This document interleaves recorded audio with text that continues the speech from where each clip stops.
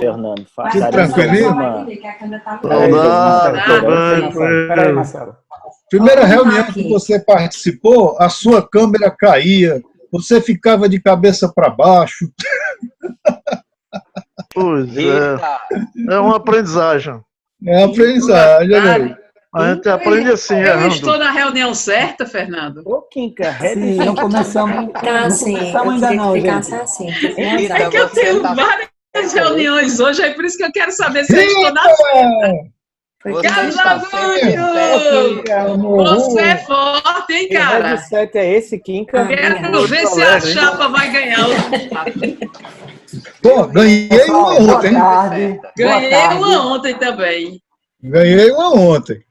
Vamos lá, pessoal, boa tarde. Foi bom. Boa tarde. Quero Boa tarde. pedir primeiro aos colegas que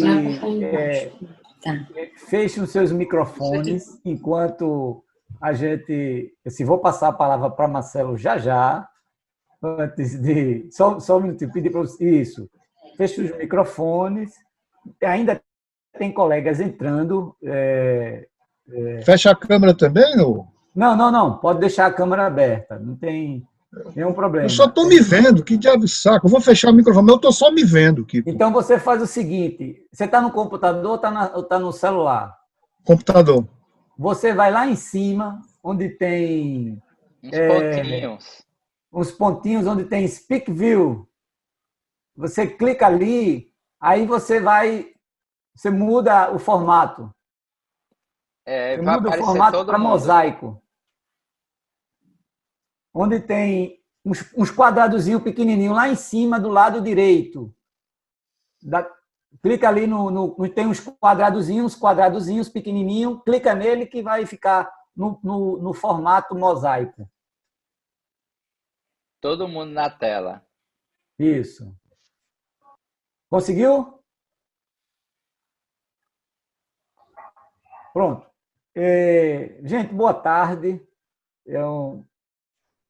Boa tarde a todos e a todas.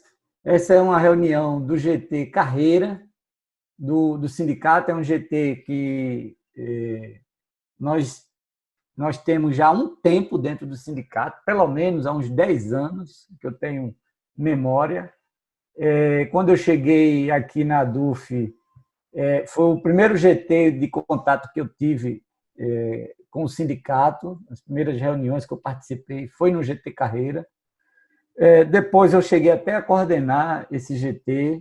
Era na época da discussão sobre a Lei 11.900 e pouco, a lei que alterou a nossa carreira, e foi logo na greve de 2005.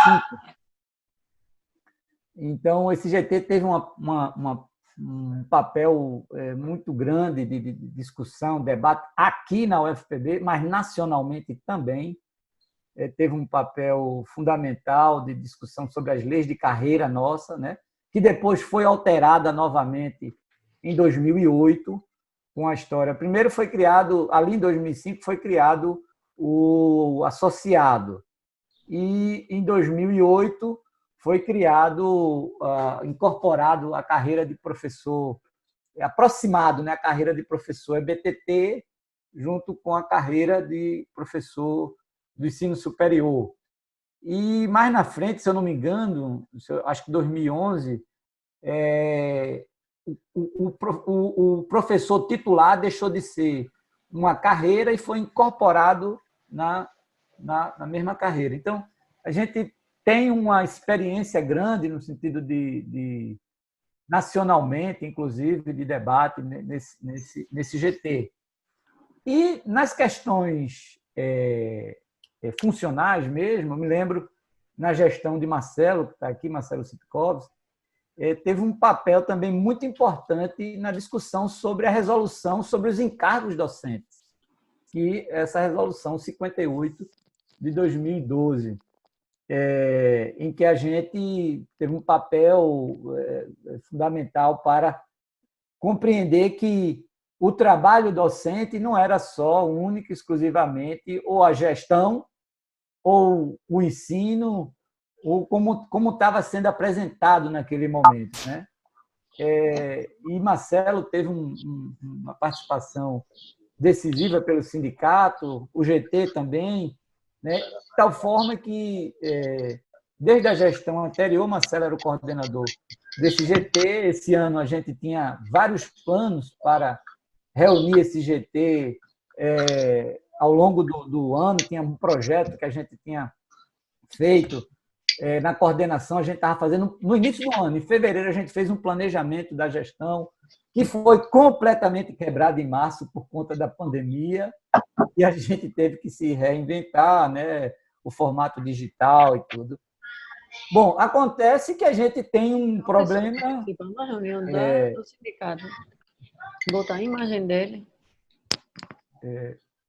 O problema é que a gente tem várias questões que estão sendo colocadas corretamente pelos colegas, companheiros, que estão procurando o sindicato, questionando sobre... Eu queria que os colegas fechassem o microfone, enquanto eu termino. Então, tem várias questões que o sindicato está sendo demandado corretamente, está correto os professores, que passa pela, por exemplo, a questão da insalubridade, a questão das progressões funcionais que estão atrasando, as questões do trabalho remoto e agora com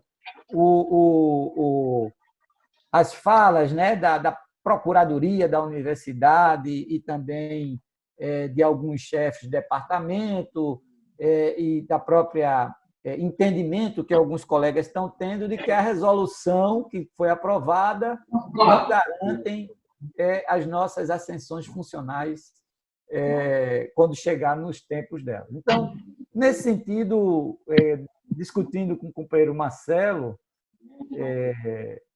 que coordenava esse GT, que coordena esse GT, a gente pensou em fazer essa reunião para propor uma questão para a gente levar ao CONCEP.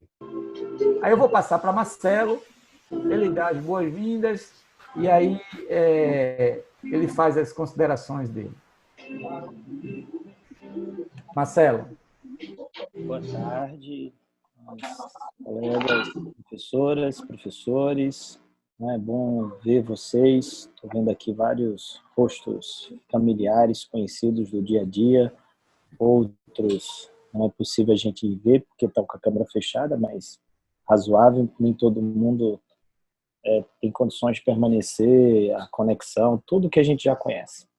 Então, quero primeiro agradecer aí a Fernando a oportunidade, embora quando ele disse que eu estava coordenando, vocês devem ter visto que eu dei uma gargalhada aqui, porque eu disse para ele, estava na gestão anterior, como eu não faço parte da atual diretoria, eu disse para ele, eu assumo a primeira reunião, mas a gente precisaria discutir, né, porque eu acho que é preciso garantir uma sistematicidade e isso fica mais fácil para quem está na diretoria, o que não significa dizer que eu vá abandonar aí a contribuição com essas discussões, especialmente porque acabei acumulando, depois de alguns anos, um conhecimento relativo sobre a carreira, sobre questões relacionadas, como bem lembrou o Fernando, que tem a ver com a participação que o sindicato teve na discussão sobre o PID, sobre o RID, né, que foram resultados de uma discussão muito mais ampla, que foi a discussão sobre encargos docentes. Então, a gente conversávamos, eu e Fernando, dessa enxurrada de questionamentos que eu acho que se amplificou depois da decisão, aprovação das resoluções 19 e 20 e da distribuição de disciplinas que nos últimos 2 dias os alunos se matricularam. Tenho a impressão que isso amplificou não só as dúvidas, questões, os problemas, resultado disso tudo. E a gente dizia, olha, além disso, nós temos um passivo, inclusive a gente ressaltou isso quando o CONCEP estava discutindo essas 2 resoluções, que é pensar instrumentos, mecanismos próprios das progressões, já que a instância é o Conselho de Ensino, Pesquisa e Extensão. A gente fez a observação, porque o sindicato, inclusive, vinha sendo questionado, eu participei, né, na qualidade de que estou de chefe de departamento, vários colegas também questionando coisas relativas a como ficam as progressões, né, nesse interstício aí, de que nós já estamos de março até agosto e que vamos ficar até dezembro com calendários que são calendários especiais.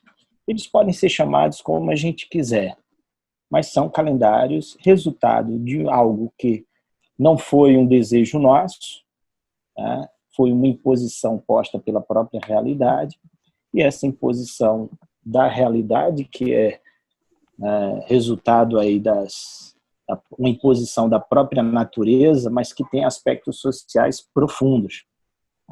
E, concretamente, nós tínhamos que pensar, a gente falou isso, o Fernando falou, destacou isso, né, tanto em vídeos que circulou antes da própria reunião do CONCEP, mas no próprio CONCEP ressaltou de que era necessário problematizar isso e encontrar soluções.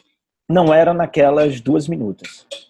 Eu acho que isso está correto, não eram naquelas 2 minutos, mas é preciso que o CONCEP se debruce sobre isso, porque isso, de fato, por não ser uma escolha de docentes, isso, e sim uma imposição da própria realidade, e como a própria universidade estabeleceu flexibilidades em vários aspectos dos encargos docentes, era preciso que isso refletisse também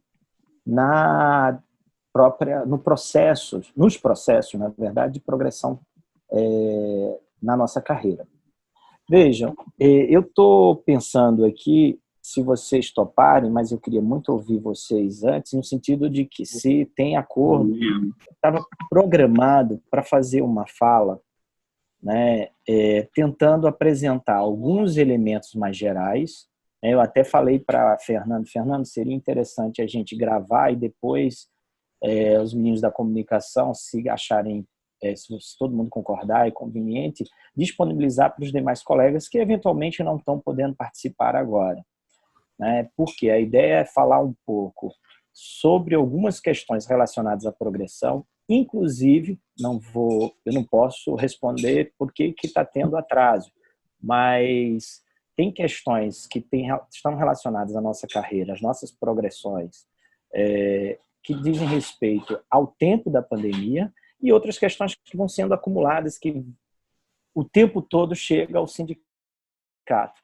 E que, porque eu fiz essa incursão aí, revisitando as resoluções, pensando, inclusive, articulando com as resoluções mais recentes, né, a Resolução 14, a Resolução 15, a Resolução 19, a Resolução 20, que trata dos nossos calendários especiais, né, o calendário remoto, e algumas coisas foram reaparecendo, e eu acho que a gente poderia aproveitar esse momento para também esclarecer algumas dúvidas, né? Inclusive algumas delas demandarão aí certamente do sindicato, né? E a diretoria terá que avaliar, porque eu acho que, não sei se todos sabem, mas as nossas reuniões de GT, elas são reuniões que devem subsidiar a diretoria para que ela leve para uma assembleia, se for necessário, ou que ela mesma possa encaminhar as questões apontadas pelo GT. O GT não é um espaço deliberativo, mas ele pode sim indicar questões importantes para a diretoria que podem ser refletidas, encaminhadas para a Assembleia, ou a própria diretoria, se achar que tem autonomia para fazer, encaminhar, pode também encaminhar. Eu me refiro, por exemplo, à possibilidade de fazer alguns pedidos administrativos, né, como um primeiro movimento, e talvez até ajuizar a ação, né, ou ações judiciais. Se vocês me derem o ok, eu vou fazer uma exposição bem rápida da análise que eu acumulei e de algumas propostas. Já sugeri algumas ideias para que a gente possa discutir, e se a gente tiver pleno acordo, né, a diretoria poder também, na sua instância, que é a reunião, levar isso, quem sabe, ou para uma próxima assembleia, ou mesmo já encaminhar ao CONCEP uma proposta especificamente relacionada a como adequar, né, como considerar esse período da pandemia para efeito das nossas progressões. Posso seguir adiante, gente? Pode. Agora eu queria um esclarecimento, Marcelo. Antes de você prosseguir, acho que é excelente ideia para socializar depois com as pessoas que não estão presentes, né, os outros docentes. Mas é só um esclarecimento.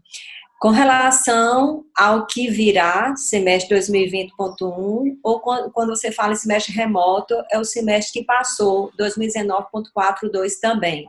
Ambos. Belezinha.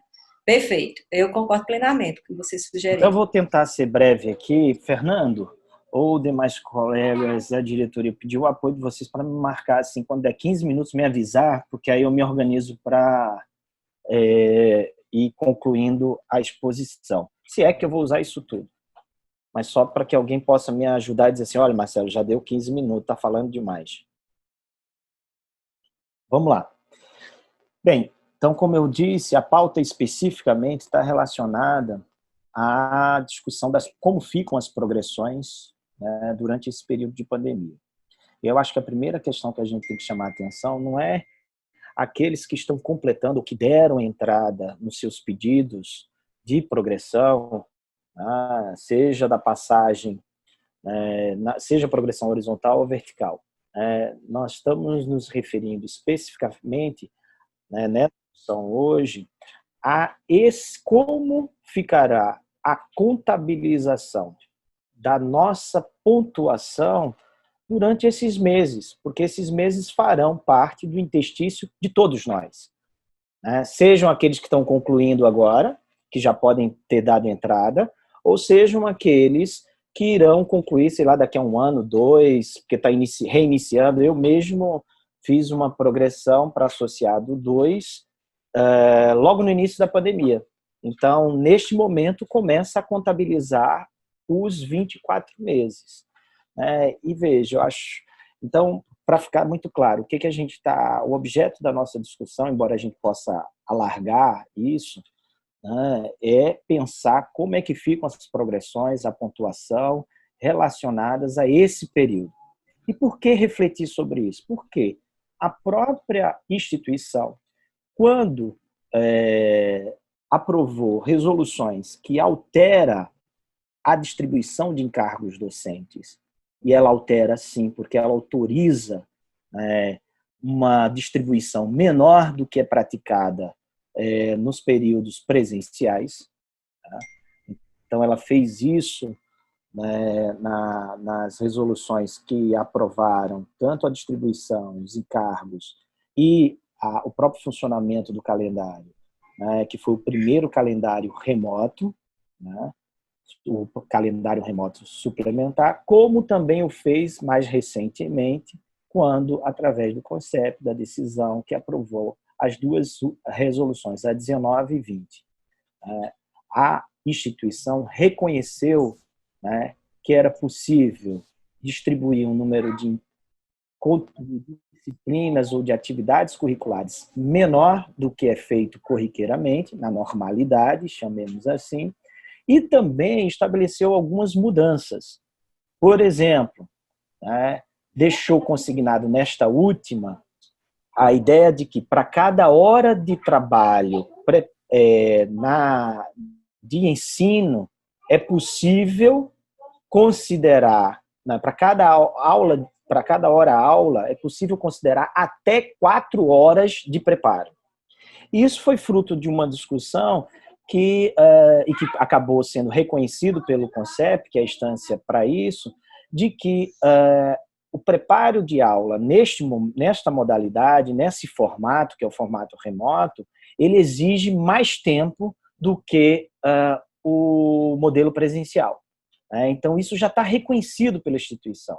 É preciso saber como é que quais efeitos isso vai produzir, por exemplo, para a finalidade que é a nossa discussão, que é para fins de progressão.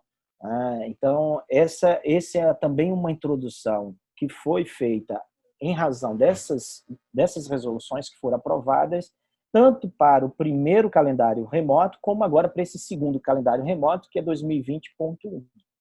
Isso, então, significa dizer, e esse era o alerta que Fernando fazia e que a diretoria do sindicato vinha fazendo, me refiro a Fernando porque ele fez um áudio gravando, um vídeo, né, alertando de que era preciso problematizar, era preciso que o CONCEP se debruçasse sobre o impacto disso para as progressões. Então, a gente parte de um patamar. A instituição reconhece que nós estamos numa modalidade diferente e que isso impacta sobre a dinâmica de trabalho dos docentes, das docentes, e que, portanto, autorizou que, ao invés de para cada uma hora de aula o dobro fosse considerado, ele permitiu primeiro 3, que foi a primeira para o calendário remoto, suplementar número 1, e agora até 4 horas para o segundo calendário remoto, que é o calendário remoto suplementar 2020.1. Então, isso por si só já seria suficiente para a gente argumentar no CONCEP de que é preciso, já que a própria instituição reconhece esse grau maior de dificuldade para o processo de preparação da aula, que isso seja contabilizado, que isso seja considerado quando forem feitos os cálculos nas tabelas que já estão previstas nas resoluções que tratam da progressão da nossa instituição. Um elemento que também eu acho que é importante a gente destacar já de início é que a lei, né, eu até separei aqui o danado da lei que disciplina a nossa carreira, né, a Lei 12.772, de 28 de dezembro de 2012, que depois tem decretos, tem leis, tem medidas provisórias que alteraram ela e que depois se transformaram em lei, fundamentalmente, Peraí que eu me atrapalhei aqui no meu próprio computador. A Lei 12.732, é isso? 772. Ela deixa muito claro que existem 2 requisitos que devem ser garantidos para fins de progressão. Ela não fala em 3, em 4, ela fala em 2. Lógico que ela desdobra isso. Quais são os 2? O primeiro deles é o cumprimento de um interstício de 24 meses. Essa lei alterou, inclusive, uma diferenciação que existia entre nós temos 2 carreiras no ensino federal, né? O ensino do magistério superior e o magistério de EBTT, né? O ensino básico técnico e tecnológico. Neste caso, anteriormente, o EBTT, o interstício era de 1 ano e meio e não de 2 anos. A carreira alterou e passou tudo a ser 24 meses. Então, essa é a primeira exigência para fins de progressão, que está previsto na lei. A segunda é estar aprovado, né, em avaliação de desempenho. Na Lei 12.772, ela prevê, inclusive, que o Ministério da Educação e o Ministério de Ciência e Tecnologia deveriam elaborar, né, princípios, critérios para essas avaliações. Nunca foi disciplinado, salvo o melhor juízo. Isso nunca foi disciplinado. E isso não é um problema de agora. Se a gente volta lá em 1989, que é o PUCRIS, né, o Plano de Cargos nosso, lá atrás, isso também estava previsto e nunca foi feito. O que tem sido, então, adotado? O que tem sido adotado é o princípio, né, constitucional da autonomia universitária, né, que permite que as universidades, nesse caso, como não aquilo que está previsto, que seria o MEC e a Ciência e Tecnologia, né, prevê critérios mínimos, não foi feito. Quem faz isso, quem disciplina, são as universidades. Portanto, há uma diferenciação grande de universidade para universidade. Não há um tratamento único nesse aspecto. Nós temos avaliação de desempenho na UFPB, que possivelmente não coincidem com a UFPE, não coincidem com a UFRJ, com a UFPR, e assim a gente poderia aqui enumerar o conjunto das universidades e institutos federais. Então, concretamente, não há um tratamento único. Cabe a cada universidade estabelecer quais são os seus critérios de avaliação. Tá? Então, por que eu estou destacando isso? Porque uma das falas que foi, inclusive, por mim questionado, na sequência também pelo Fernando, durante o CONCEP, quando discutimos a distribuição de encargo nesse período especial, que vai iniciar a partir do dia 8 de setembro, era sobre o que foi arguído como argumento, né, o artigo 52 da LDB, né, que estabelece 8 horas mínimas aula. Só que ela não diz o que é a hora-aula. E eu, inclusive, lamentei profundamente a forma como foi abordada essa questão, e, inclusive, como aquela fala teve ressonância, né, em vários colegas, né, que passavam, na minha opinião, a revelar uma concepção muito restritiva do que seja ensino. Né? As universidades, elas são universidades, primeiro, porque estão organizadas a partir do tripé. Não vou aqui chover no molhado, mas é importante repetir: ensino, pesquisa e extensão. E nisso, a definição sobre ensino, na minha opinião, que uma das questões que estavam sendo levantada é: mas a CGU tem batido aqui, tem feito isso, aquilo outro. Olha, mas a CGU errar, ou seja, não ter capacidade de entender o que é ensino e ter uma visão restritiva, eu entendo. A CGU achar, por exemplo, que ensino se restringe à sala de aula. O que é absurdo, né, é que nós, professores universitários, tenhamos acordo com essa definição, né, que é uma definição absolutamente restrita do que é o ensino. Né? Mas, enfim, a gente disse: olha, isso não vai ser objeto de discussão agora, e a gente tem que ir mais adiante, mas tem que ser feito. Né? Como é que uma universidade não consegue definir, né, de forma ampla, né, que possa expressar a pluralidade, a heterogeneidade, que é esta dimensão do tripé, que é a dimensão tão importante como qualquer outra. Ela não existe, o tripé não tem um pé que seja mais importante. São os três que faz com que a universidade seja universidade. Mas nós sabemos que o público maior atendido nas universidades é através do ensino. Isso aí é inquestionável. Mas vejam, então, retomando, naquela oportunidade a gente chamou atenção para essa visão muito restrita do que é ensino. Né? E, inclusive, da indefinição, porque a LDB não definiu o que era aula. Ela parte do conceito hora-aula, né, mas não define o que é aula, que aula é restrita à sala de aula. Né, que essa é uma interpretação que vem sendo dada. E por que eu estou chamando a atenção disso? Porque na época da discussão, da resolução de encargos docentes, nós travamos esse debate. Tanto travamos esse debate que tem uma outra interpretação muito forçosa sobre isso. É que, e veja, eu estou falando um professor que é professor exclusivamente da graduação. Eu não estou vinculado a nenhum programa de pós-graduação, por várias razões. Veja, há uma interpretação forçosa de que o que está disciplinado lá no artigo 52 da LDB obriga a ter as 8 horas, havia essa interpretação, as 8 horas mínima, a aula que está lá previsto, ser na graduação. O que é falso, tanto é falso que na resolução de encargos ficou com o mínimo de 4 horas, porque o entendimento do CONCEP é que é preciso priorizar a graduação. Mas não significa dizer que é exclusivamente na graduação. Esse debate, inclusive, retomou recentemente em razão dessa resolução última, né, que é as resoluções 19 e 20.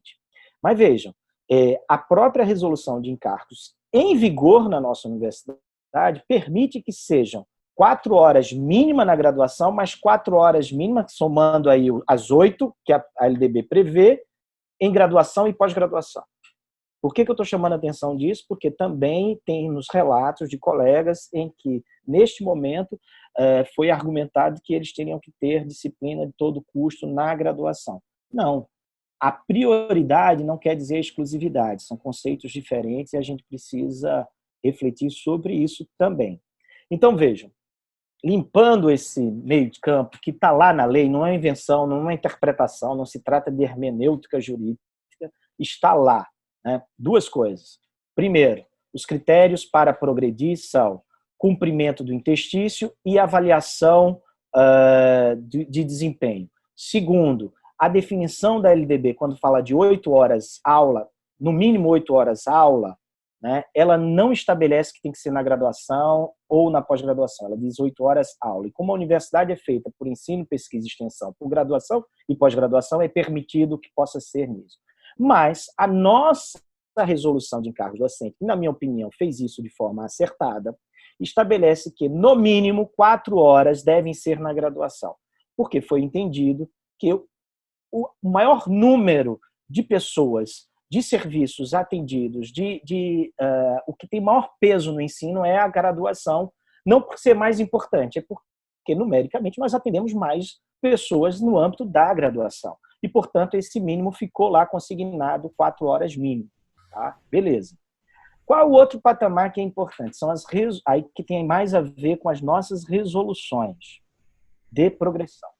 Né? Acho que todos sabem disso, nós não temos uma única resolução. Nós temos resoluções que foram, inclusive, alteradas. Essas resoluções foram alteradas de forma que hoje a gente tem, inclusive, um certo mosaico disso tudo, né?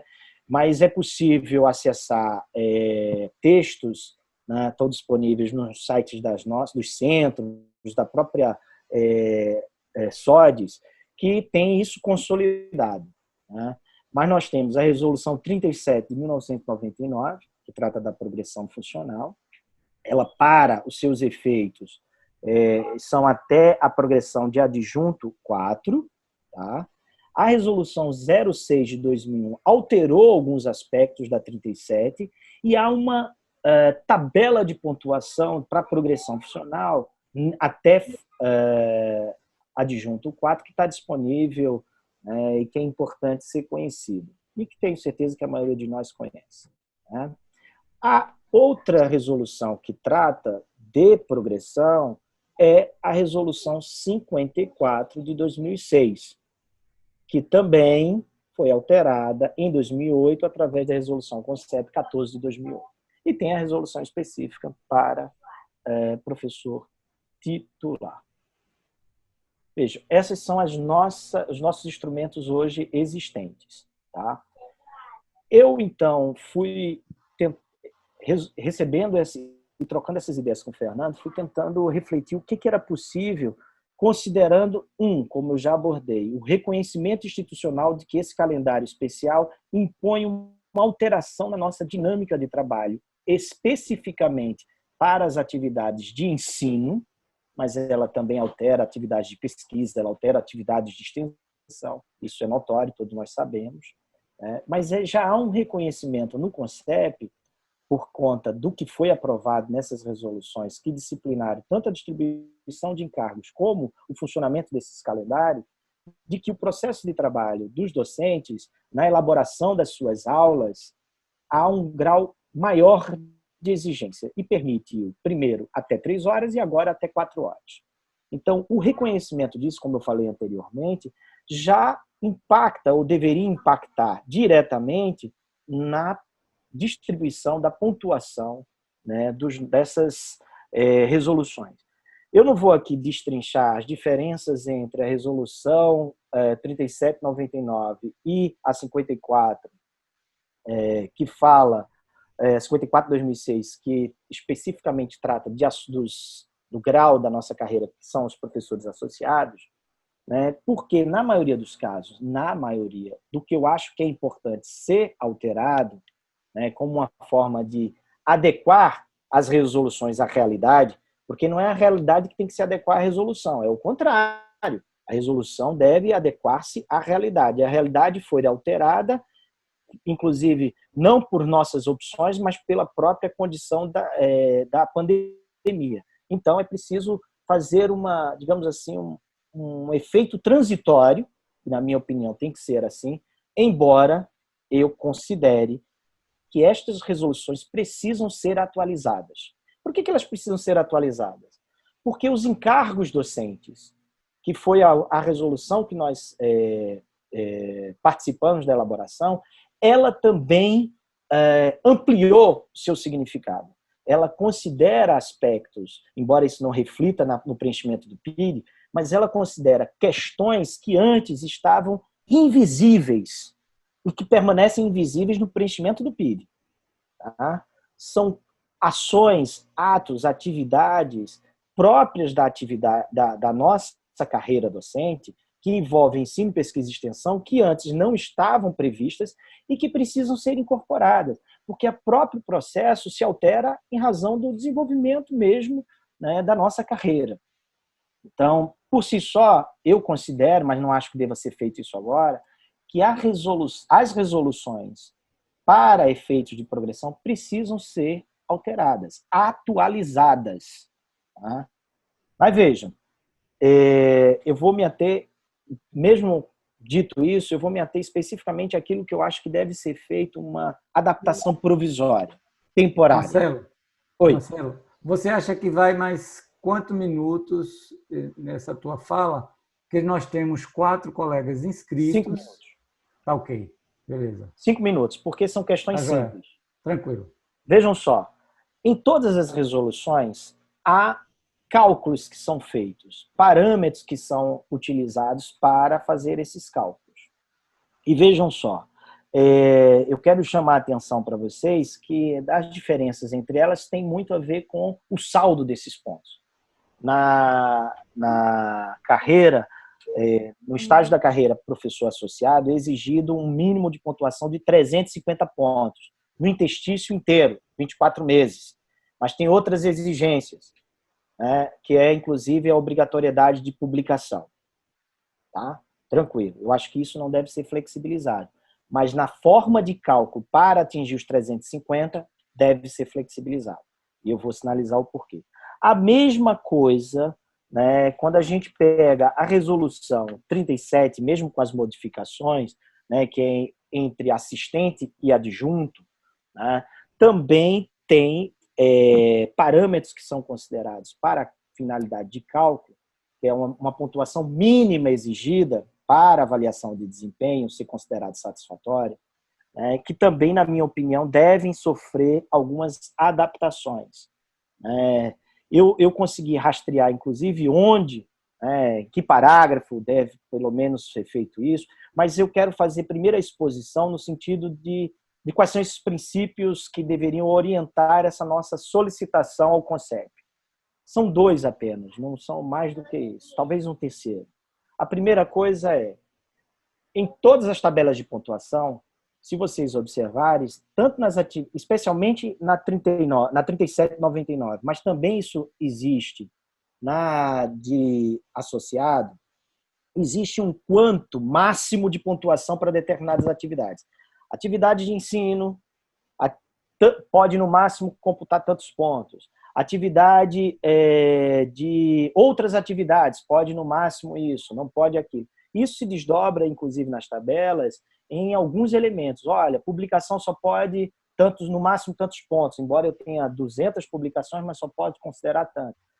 Defesa de TCCs, defesa de tese de doutorado. Em todas essas resoluções, há um máximo limitando a pontuação.